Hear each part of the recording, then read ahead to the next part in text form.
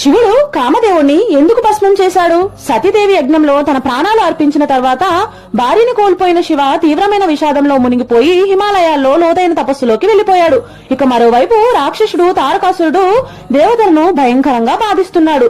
కానీ శివుడు తపస్సులో ఉండడంతో దేవతలు చాలా ఆందోళన చెందారు. అప్పుడు దేవతలు ప్రేమదేవుడైన కామదేవను శివుడి ధ్యానం నుంచి భంగం చేయమని కోరారు. ఎందుకంటే శివుడు కుమారుడే తారకాసురుడిని చంపగలడు. కానీ కామదేవుడు బాణం వేయగానే శివుడికి విపరీతమైన కోపం వచ్చింది. ధ్యానం నుంచి బయటికి వచ్చిన శివుడు కోపంతో తన మూడో కంటిని తెరిచాడు. ఆ మూడో కన్ను నుండి వచ్చిన అగ్నిజ్వాలలు కామదేవుడిని ఒక్క క్షణంలోనే బూడిదగా మార్చేశాయి. కామదేవుడి భార్య రతీదేవి తీవ్రంగా విలిపించింది. ఆమె బాధను చూసిన శివుడు కరుణతో ఒక వరం ఇచ్చాడట.